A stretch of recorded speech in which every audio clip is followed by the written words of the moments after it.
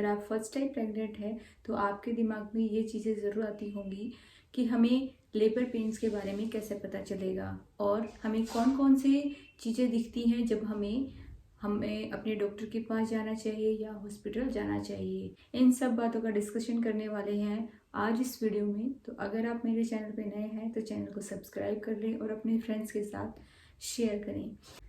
वैसे तो हमें प्रेगनेंसी में जो है पेन्स कभी ना कभी आते ही रहते हैं, चाहे वो इन्फेक्शन को लेके हो, चाहे कुछ खाने पीने से रिलेटेड हो।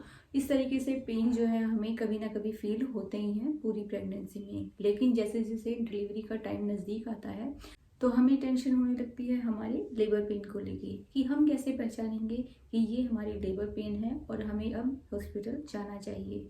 तो सबसे पहली बात कि जब भी आपको लेबर पेन होंगे, आपके जो ट्रू लेबर पेन होंगे, उसमें आपको टाइमिंग का ध्यान रखना है। जब आपको ट्रू लेबर पेन होता है तो उसमें जो है एक साथ वो पेन नहीं रहता है, यानी कि एक बार पेन होता है फिर आपको थोड़ा सा गैप मिलता है, यानी कि आप उस टाइम रिलैक्स हो जाते हैं, फिर 10 से 15 मिनट बाद दोबारा से आपको पेन होता है और फिर आप थोड़ा सा रिलैक्स हो जाते हैं। तो इस तरीके से जब पेन शुरू होते हैं आपको तो वो आपके ट्रू लेबर पेन होते हैं। ये जो दर्द है ये आपके पेट, कमर, हर जगह आपको फील होता है और इसमें आपका जो पेट है वो बहुत कड़क हो जाता है। जब आपको ट्रू लेबर पेन होता है तो वो कुछ 30 से 35 या 40 सेकेंड का कुछ होता है और उसमें जो है इतना पेन होता है कि आप कुछ भी मूव नहीं कर पाते हैं। आपको बहुत ज़्यादा जो है कॉन्ट्रैक्शन फील होता है, उसमें आपकी जो है पूरी बॉडी अकड़ जाती है, आपका पेट बहुत ही टाइट हो जाता है। तो इस तरीके से आप पहचान सकते हैं अपने ट्रू लेबर पेन को। अब हम बात करते हैं कि इसके अलावा हमें कौन कौन से अगर साइन दिखते हैं, सिम्टम्स दिखते हैं तो हमें तुरंत हॉस्पिटल जाना चाहिए। अगर हमारा वाटर बैग लीक हो जाता है तो हमें तुरंत हॉस्पिटल जाना चाहिए। इसमें ये होता है कि अगर आपका वाटर बैग लीक हो गया है और आप घर पे हैं और डॉक्टर की सुपरविजन में नहीं है तो आपके बेबी को इन्फेक्शन होने के चांसेस होते हैं। तो ये कहा जाता है कि जैसे ही कि अगर आपका वाटर बैग लीक हो गया है तो जितना जल्दी हो सके आपको जो है हॉस्पिटल में पहुंचना है। दूसरा जो सिम्टम है वो ये है ब्लीडिंग। आपको ब्लीडिंग हो रही है तो भी आपको जो है तुरंत हॉस्पिटल जाना चाहिए।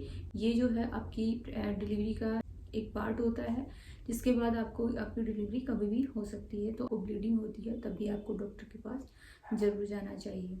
अगली बात, अगर थर्ड ट्राइमेस्टर में आपको बेबी के मूवमेंट्स जो है वो बहुत ही कम महसूस हो रहे हैं, यानी कि बेबी मूवमेंट आपके कम हो गए हैं, तो आपको तुरंत आपके डॉक्टर के पास जाना चाहिए। बेबी मूवमेंट को हम कैसे काउंट करेंगे?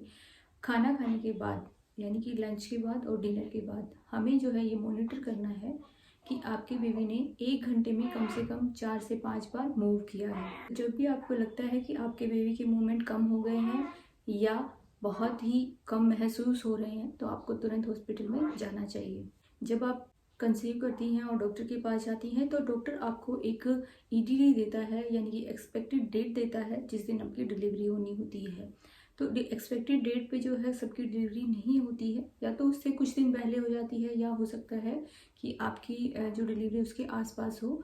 तो इस तरीके से आपको जो ईडीडी मिलती है, अगर वो नज़दीक आ गई है या उस दिन तक भी अगर आपको पेन नहीं आए हैं तो आपको डॉक्टर के पास जाना चाहिए ताकि वो इंड्यूस करके आपको जो है डिलीवरी करा सके।